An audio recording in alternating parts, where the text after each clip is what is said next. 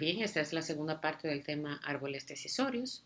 En esta parte vamos a continuar trabajando con el ejemplo que habíamos empezado a formular y a trabajar en la parte anterior, que se trataba acerca de un juego en donde debía adivinarse entre dos urnas, teta 1 y teta 2, que se presentaban a un jugador, cuál de las dos era la urna que elegía el jugador de esas dos, sin poder identificarlas porque la marca de cada urna estaba debajo.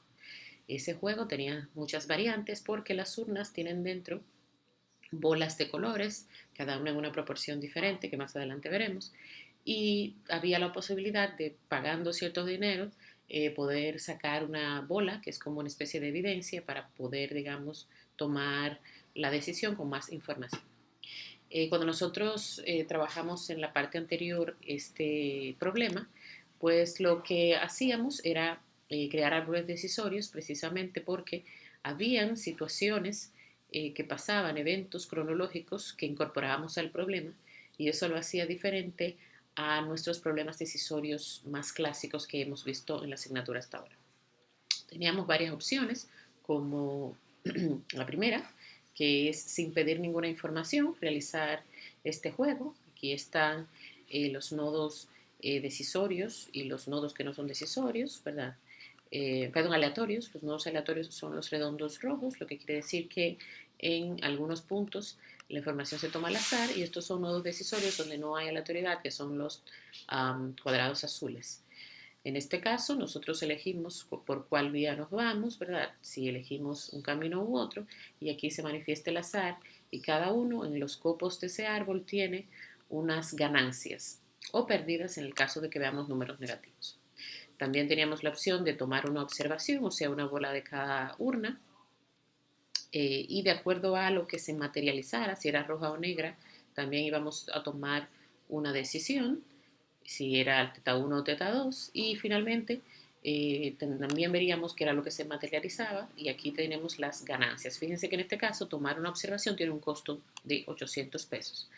También tomar dos observaciones juntas, dos bolas juntas, tiene un costo de 1.200 pesos y se puede materializar tres situaciones diferentes aleatorias, que son que las bolas sean las dos rojas o las dos negras o una roja y una negra o una negra y una roja, que es lo mismo.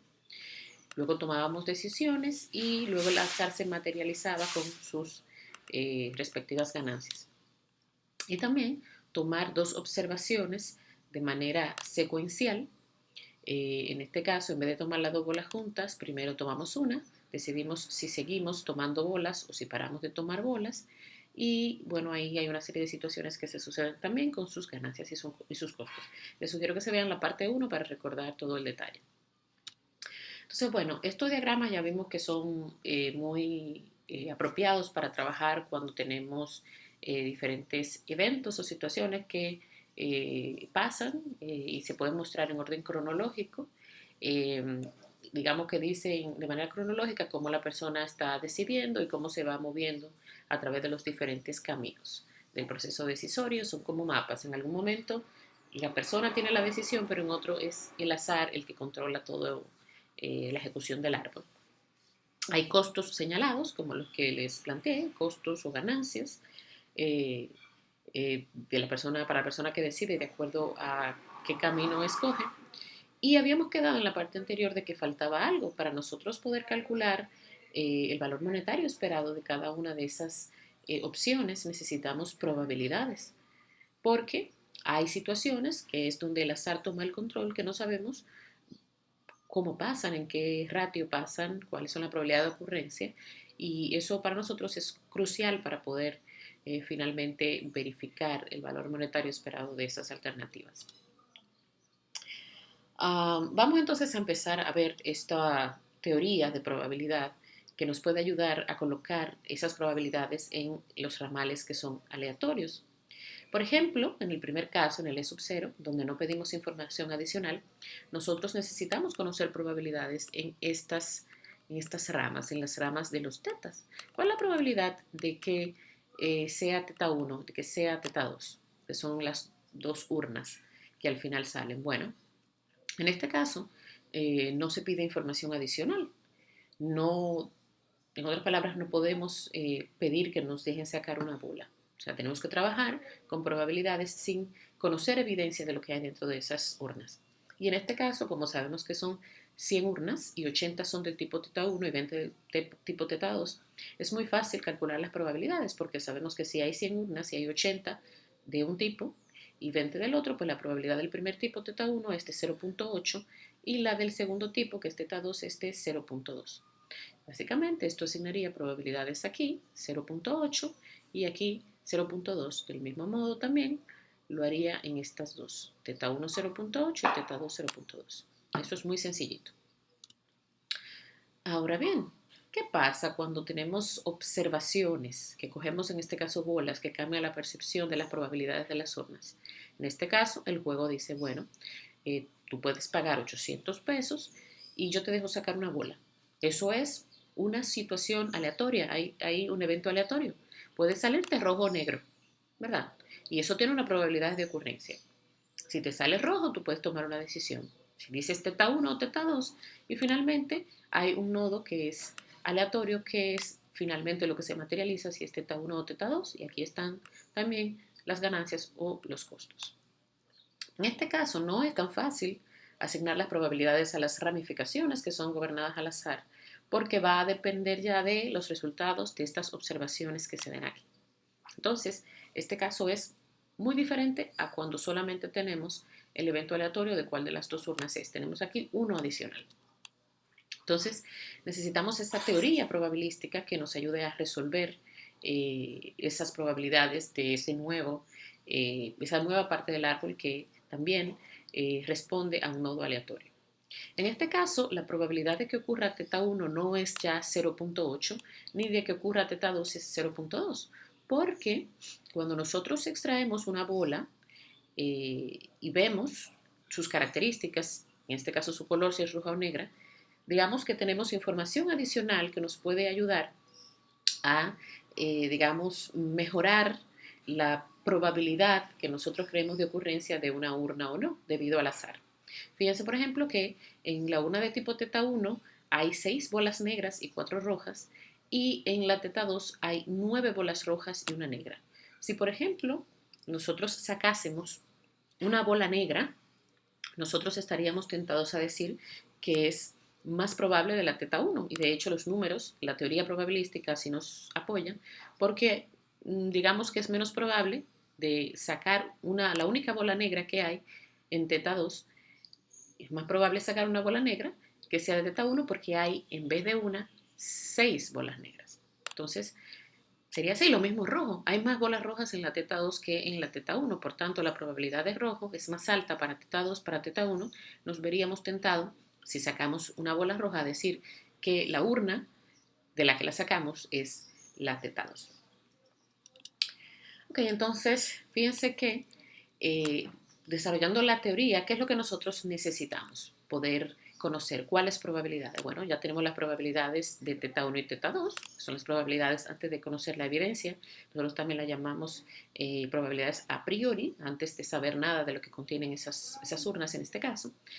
Pero nosotros necesitamos conocer la probabilidad de que sea teta 1, dado que el color de la bola fue rojo, también teta 2, dado que la bola fue roja, teta 1, dado que la bola fue negra, que en este caso sería este ramal, teta 1, dado que la bola fue negra, y teta 2, dado que la bola fue negra. Pero también necesitamos conocer la probabilidad de rojo y la probabilidad de negro. Básicamente nosotros necesitamos saber las probabilidades de todos los ramales que son aleatorios, que se desprenden de nodos aleatorios. Entonces, por ejemplo, nosotros sí podemos conocer las probabilidades contrarias. Podemos saber cuál es la probabilidad de rojo, dado que se sacó de teta 1, ¿verdad? Que es, bueno, si es de teta 1, la probabilidad de rojo es 4 de 10, que es 0.4. Y la probabilidad de negro, si es de la urna teta 1, es 0.6, 6 de 10. De teta 2 también podemos saber, la probabilidad de rojo en teta 2 es, bueno, es 0.9, porque son 9 de 10, y de negro 0.1, porque es 1 de 10. Fíjense aquí, esas probabilidades las calculamos. No son las que andamos buscando, pero sí nos ayuda a calcularlas.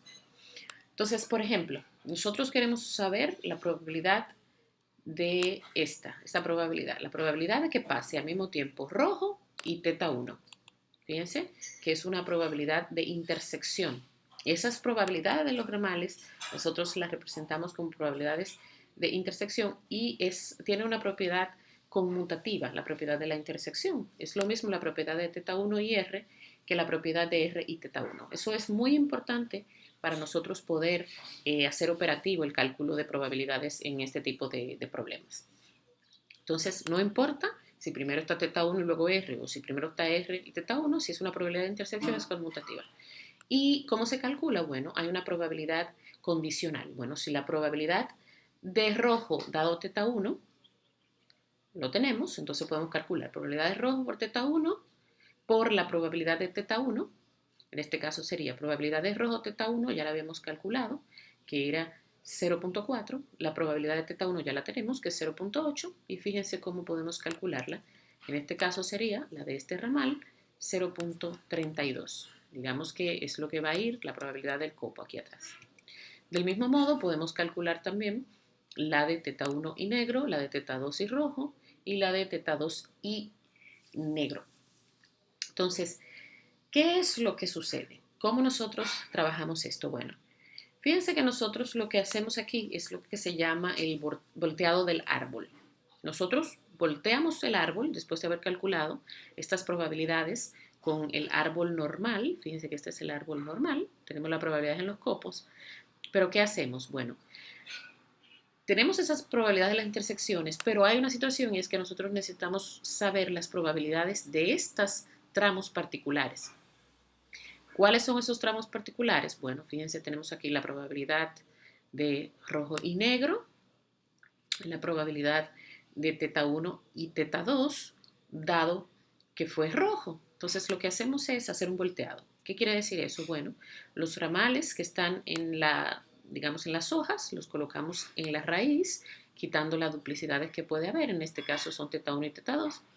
Y luego nosotros podemos, el que estaba en la raíz, colocarlo en las hojas y en este caso lo duplicamos porque hay dos terminales para esta nueva raíz, que es lo que era antes las hojas. Okay.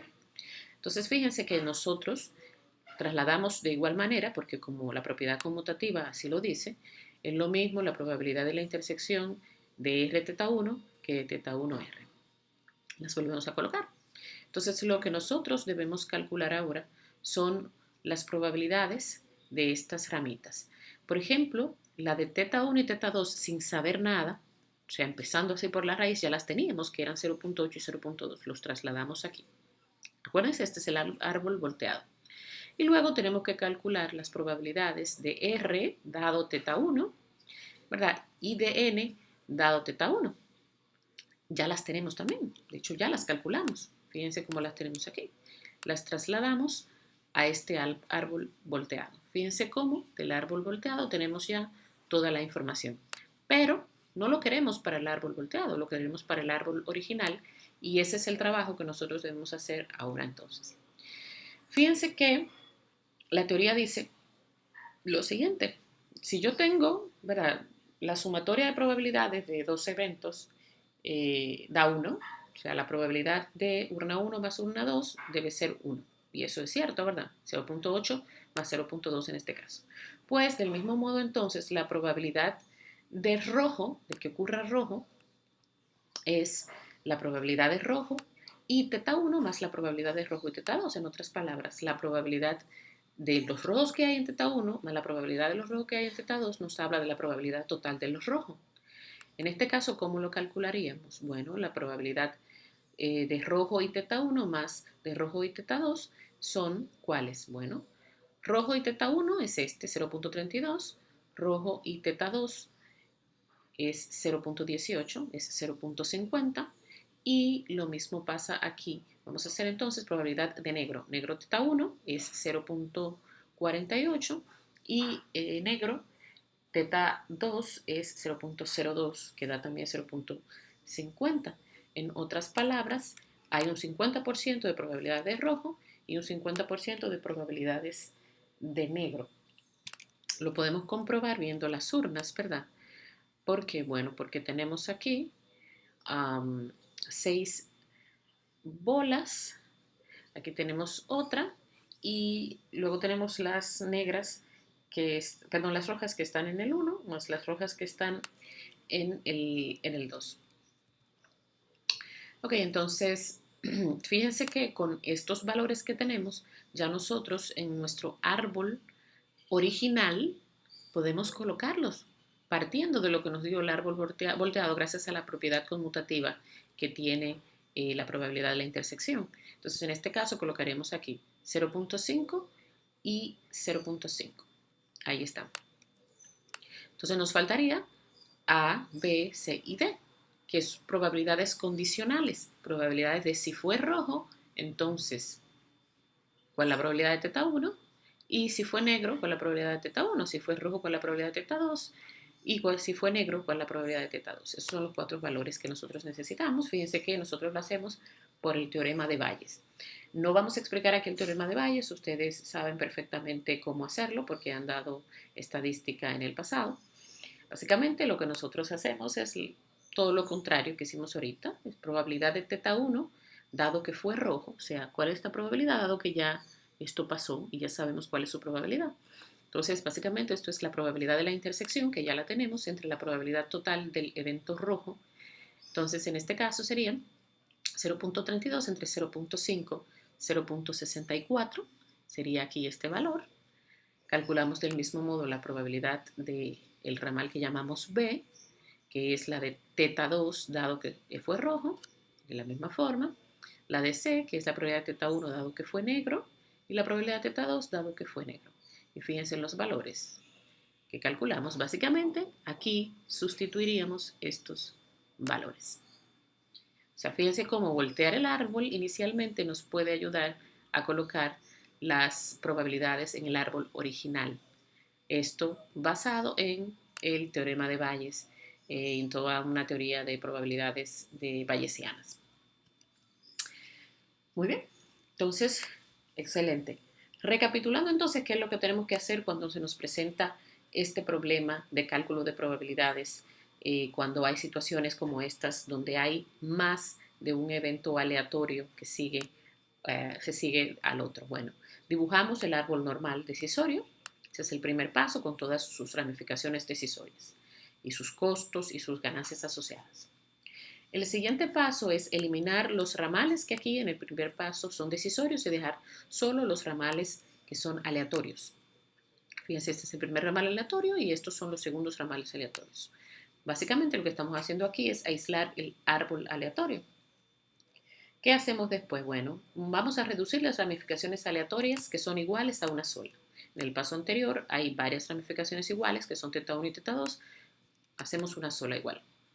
Luego, ¿qué hacemos? Bueno, en la primera ramificación aleatoria colocamos en cada una de las puntas la otra ramificación aleatoria y repetimos en los casos que sea necesario. Lo colocamos en cada una de las raíces de esa primera rama aleatoria. En este árbol, recordemos, no tenemos ninguna probabilidad. Entonces, ¿qué hacemos? Bueno, lo que nosotros hacemos es voltear el árbol original. Entonces, si aquí teníamos los teta 1, teta 2, van ahora a la raíz y el que era la raíz va a las ramas. Y eso es lo que hacemos. Y como anteriormente también reducimos los ramales que son iguales a uno solo. En este caso, teta 1 y teta 2. Y del mismo modo que hicimos ahorita, entonces duplicamos, en este caso, porque hay un terminal en cada uno, el otro árbol que va a ser, digamos, las hojas. Rn, que en el anterior, fíjense, era uno solo, entonces lo duplicamos para colocarlo al final. Fíjense que ahí volteamos el árbol completamente. Cuando volteamos el árbol, entonces calculamos, ya tenemos, de hecho, las probabilidades, ¿verdad?, de en este caso primero de la intersección, ¿verdad? Que es la probabilidad, en este caso, de rojo, y la probabilidad, por la probabilidad de teta 1 en este caso, perdón, la probabilidad de teta 1 por la probabilidad de rojo, la probabilidad de teta 1 por la probabilidad de negro, y estos son en los copos de los árboles colocamos esas probabilidades. Y luego, con la teoría que nosotros hemos trabajado, podemos calcular las probabilidades que son las que nosotros necesitamos, que son las probabilidades que van en cada una de estas partes. Acuérdense que es importante saber esto porque nosotros ya tenemos esta información. Básicamente, nosotros con el árbol volteado es que nosotros, gracias a la propiedad conmutativa, podemos trasladar al árbol original los valores. Entonces, en el árbol original, que es esto, fíjense, llevamos las probabilidades de los copos, que son las probabilidades de las intersecciones, nos faltaría la probabilidad de R y de N y las probabilidades de estos ramales que son hojas. Entonces, con los cálculos que hicimos ahorita por valles, pues pudimos calcular esto y pudimos calcular también esto. Y luego, ¿qué es lo que hacemos? Bueno, fíjense que ya esto está colocado tal cual. Entonces lo que tenemos es que trasladar esas probabilidades de esos ramales al árbol original, cuidando mucho el orden de precedencia para no cometer un error. Fíjense que en el paso anterior teníamos 0.5, 0.5 para R y N, lo colocamos aquí. Añadimos los ramales decisorios que ahorita habíamos quitado y luego añadimos los ramales aleatorios del final, que son los de las urnas, y colocamos sus probabilidades de ocurrencia. ¿Ok? Perfecto. Acuérdense que aquí lo duplicamos porque aquí hay un nodo decisorio que está en dos partes, A1 y A2. Y colocamos, digamos que ya nos olvidamos de las probabilidades de intersección porque simplemente las usamos para nosotros calcular las probabilidades condicionales que necesitamos. Ahora bien, después que tenemos todas las probabilidades en el árbol, ¿qué es lo que vamos a hacer? Bueno, vamos a calcular los valores esperados de la alternativa. Entonces, nosotros podemos calcular el valor esperado y debemos calcularlo por cada rama. Inicialmente, por ejemplo, para esta parte de rojo sería para A1 0.64 por 4000 y en este caso sería más 0.36 por menos 2000.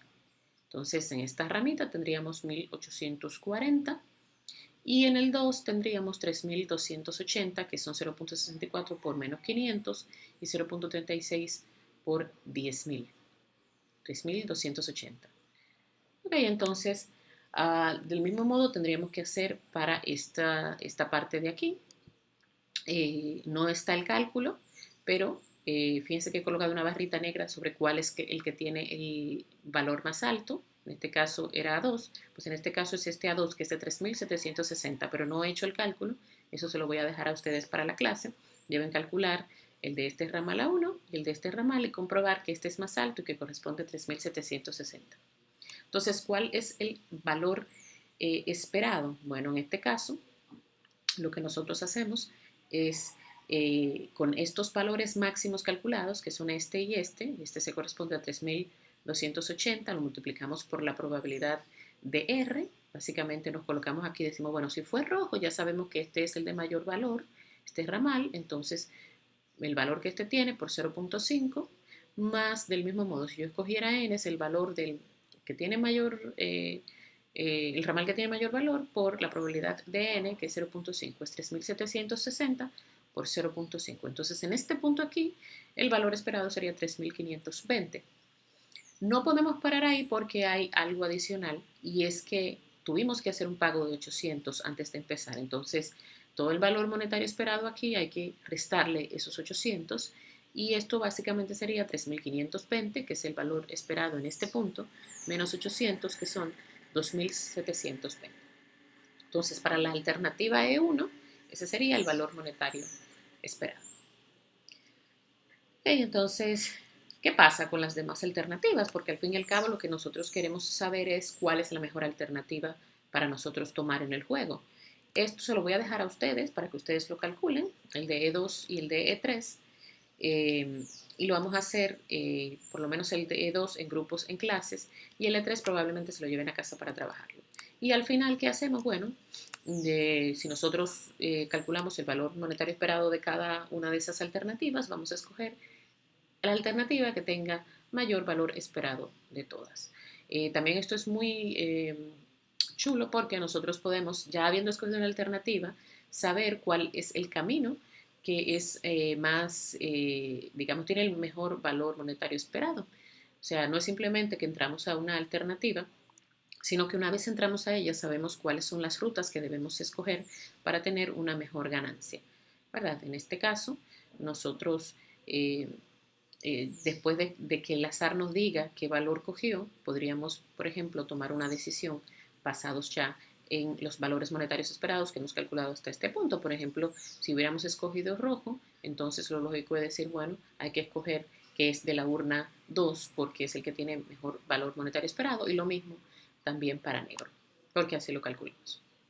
Pues muy bien, entonces nos vemos en la clase para calcular de la misma moda esas probabilidades de las siguientes rutas o alternativas en el árbol decisorio.